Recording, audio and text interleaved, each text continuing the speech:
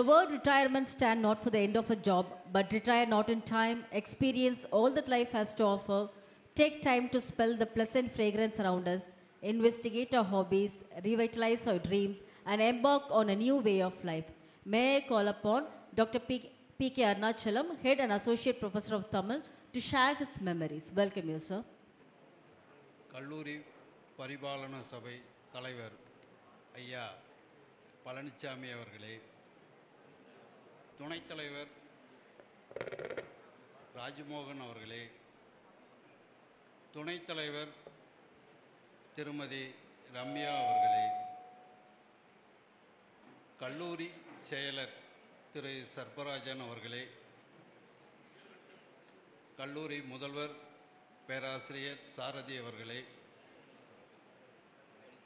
கல்லூரி சுயநிதி பிரிவு இயக்குனர் நண்பர் பேராசிரியர் காளிதாஸ் அவர்களே, என்னுடன் பணியாற்றும் பேராசிரியர் பெருமக்களே, ஆசிரியர் அல்லாத பணியாளர்களே, அனைவருக்கும் என் மாலை வணக்கம். காலம் மிக வேகமாக செல்வதாக உணர்கிறேன். இந்த கல்லூரியில் முதலாக 11/9/91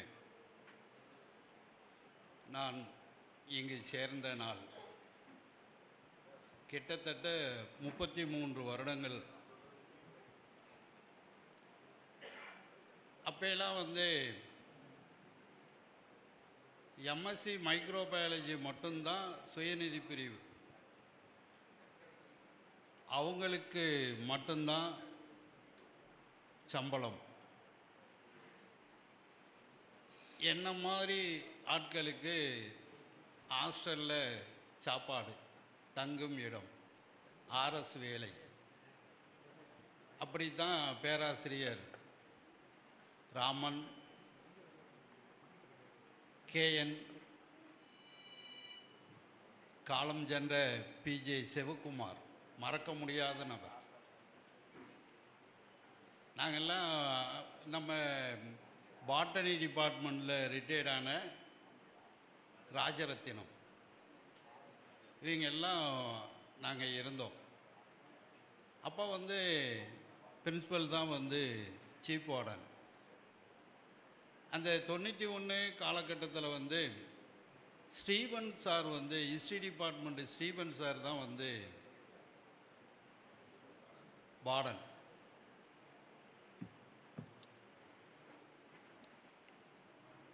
என்னுடைய உயரமான வாழ்க்கைக்கு அடித்தளமிட்ட ஒரு 3 நபர்களை நன்றி கூறும் விதமாக இந்த மேடையை பயன்படுத்த விரும்புகிறேன். முதல் நபர் காலம் சென்ற சொக்கரனாச்சி. நான் விவசாய குடும்பத்தை சேர்ந்தவன். இருக்கங்குடிக்கு பக்கத்திலே இருக்கிற ஒரு கிராமம். 12 வரைக்கும் நென்மேனியில் தான் படித்தேன். இளங்கலையும் முதுகலையும் சென்னை மாநில கல்லூரி பிரசிடென்சி காலேஜில் படித்தேன். சென்னை பல்கலைக்கழகத்தில் எம்ஃபில் படித்தேன். 83, 86 வரைக்கும் இளங்கலை படித்தவுடன் எஸ்ஐ செலெக்ஷனில் போனேன். நான் நிறைய எக்ஸாம் எழுதினேன், ஆனால் எதுலேயுமே பாஸ் பண்ணலை. அது வேறு விஷயம். எனக்கு கிடைச்சது அது ஒன்று தான். ஏன்னா அங்கே எங்கள் அக்கா மாப்பிள்ளை மச்சான் போலீஸ் இன்ஸ்பெக்டராக இருந்தார். அதனால் அந்த துறையில் எனக்கு ஒரு ஈடுபாடு, அவ்வளவுதான். அப்போ அவர் இந்த கல்லூரிக்கு 91க்கு வரும் பொழுது சென்னை அண்ணா சாலை மவுண்ட் ரோட்டில் இருக்கிற போலீஸ் ஸ்டேஷனில் இன்ஸ்பெக்டராக இருந்தார். அந்த அண்ணா சாலையில் தான் அமெரிக்கன் பேங்க் மேனேஜர் மகேந்திரன் அப்படின்னு சொல்லி அவங்க 2 பேரும் பேசிக்கிட்டு இருக்கும்போது, இப்படி என் மச்சனை ஒருத்தன் இப்படி படிச்சிருக்கிறான், விருதுநகருக்கு பக்கத்தில் விருதுநகர் காலேஜில் ஏதாவது வேக்கன்சி இருக்கான்னு பார்க்கணும் அப்படிங்கும்போது சொல்லும்போது அவர் எனக்கு சொக்கரனாச்சி நல்லா தெரியுமே அப்படின்னு ஒரு லெட்ரு கொடுத்தார். 91 வாங்கிட்டு வரேன். ஒரே மாவட்டமாக இருந்தாலும் இங்கே எனக்கு அறிமுகம் இல்லை.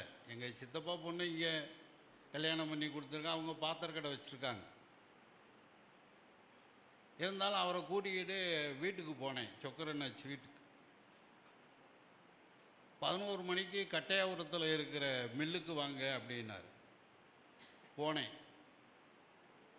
அப்போ நம்ம கல்லூரியில் 91 விபிஎஸ்ஆர் சங்கரலிங்க அண்ணாச்சி தான் செக்ரட்டரி. அந்த தெப்பத்தில் அந்த கோஆப்டெக்ஸ் பக்கத்தில் இறக்கத்தில் இருந்தது கடை. கணக்கு பிள்ளைகிட்ட கேட்குறார் சொக்கரனாச்சி, யாருப்பா நம்ம காலேஜில் செக்ரட்டரி என்னாரு? உடனே ஃபோன் பண்ணுப்பா. ஃபோன் பண்ணுறாரு. ஒரு 12 இருக்கும். அவர் இருந்தார். எடுத்து என்ன வரும் கேட்கும்போது இப்படி சரி நீங்கள் ஒரு லெட்ரு ரெக்கமெண்ட் கொடுங்க, அதில் கையெழுத்து போட்டு கொடுங்க, நான் சேர்த்துக்கிறேன். உடனே காலேஜ் பிரின்ஸிபலுக்கு பேசினார். இருக்குது அப்படின்னு சொன்னவும் என்ன அனுப்புனார். ஐயா எனக்கு ஒன்றும் தெரியாது, விருதுநகரை பற்றி தெரியாது, அவங்க கடை எங்கே தெப்ப இருக்குன்னு எங்கே இருக்குன்னு தெரியாது. உடனே அந்த கணக்கு பிள்ளையை கூப்பிட்டு சைக்கிளில் எண்ணெய் வச்சு அவர் அழுத்திட்டு வந்தார். அவர் 2 செக்ரட்டரி அப்படி இவர் போட, அவர் 2 பிரின்சிபல் அப்படின்னு போட, இங்கே நாகராஜன் சாரை பார்த்தேன். இரண்டாவது நபர் அப்பொழுது கல்லூரி முதல்வராக இருந்த பி நாகராஜன்.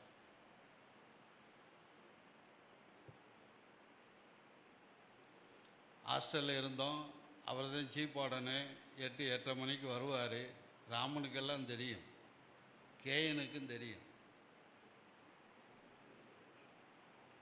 ஒரு நாள் யதாச்சியமாக சொல்கிறாரு, அருணாச்சலம் உங்கள் டிபார்ட்மெண்ட்டுக்கு ஒரு அப்ரூவல் வந்திருக்கு, நாளைக்கு காலைல என்னை கேபினில் பார்.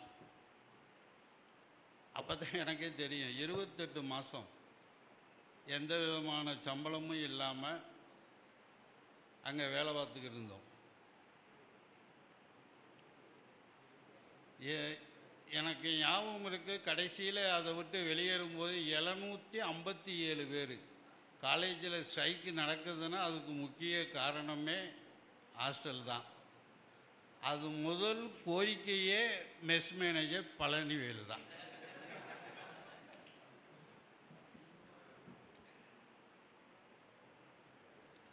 மெஸ் மேனேஜர் எனக்கு நிறைய சொல்லியிருக்கார்.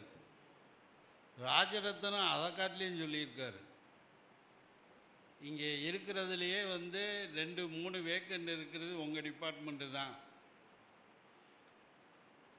மெஸ் மேனேஜர்கிட்ட பிரச்சனை வச்சுக்கிடாத, போட்டு கொடுத்துருவார்.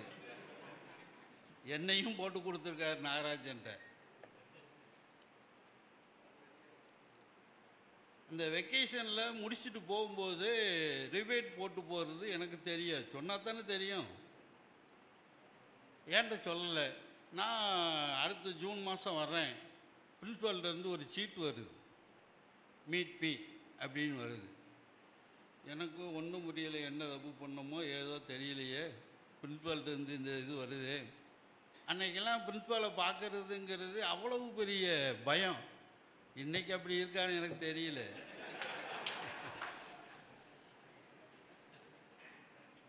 போனேன்.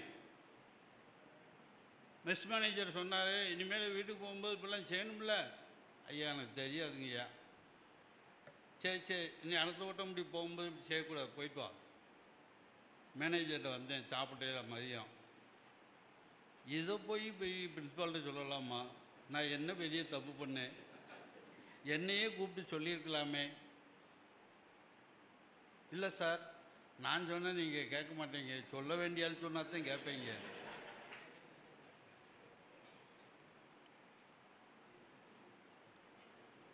தொண்ணூற்றி நாலில் அப்பாயின்மெண்ட் ஆன உடனே போய் சொக்கரனாச்சியை போய் திரும்ப பார்க்குறேன். 78 மாதம் கழிச்சு.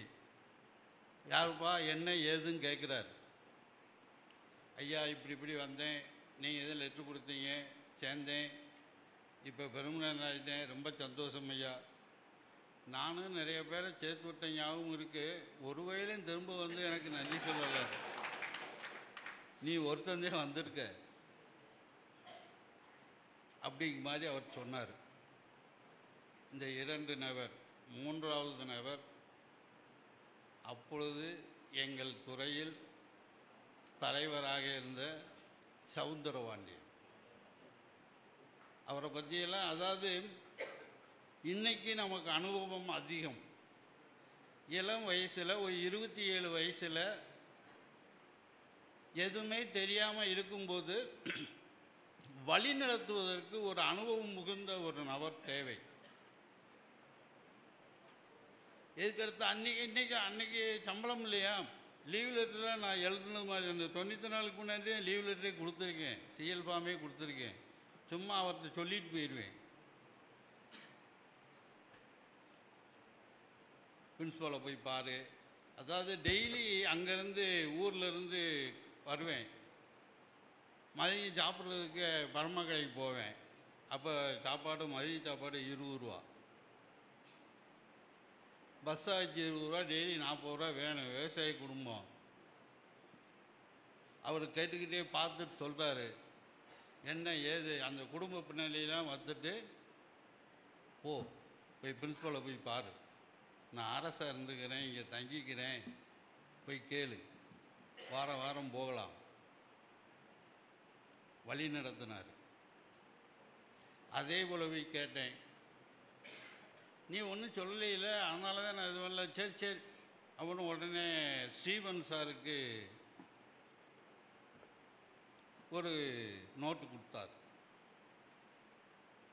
அப்படி தான் உள்ளே வந்தேன் அரசா. அப்படி வந்தவங்க கேஎன் சிவகுமார், ராமன், நம்ம பாட்டனி மேகலிங்கம். அவர் எம்ஃபில் படிக்கும்போது நான் அரசு தங்குறதுக்கு இடமே இல்லை, ஏகப்பட்ட பேர் அப்படியே ஒரு மாதிரியாக இருந்தாங்க. அப்போ வந்து என்ஆர்என் நாகராஜன் தான் காமர்ஸ் டிபார்ட்மெண்ட்டில் இருக்கிறவர் தான் வாழன். என்ன வந்து அவர் வந்து அருணாச்சலம் சொல்லவே மாட்டார், பட்ட பேர் வச்சுதான் கூப்பிடுவார்.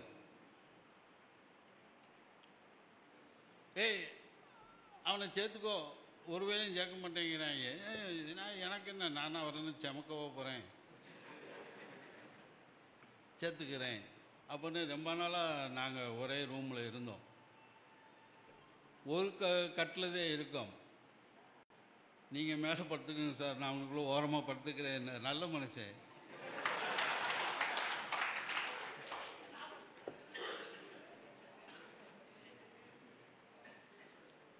எங்கள் சவுந்தரபாண்டியெல்லாம் வந்து அதை நான் வந்து நல்ல எண்ணத்தோடு நினச்சி பார்க்கணும்.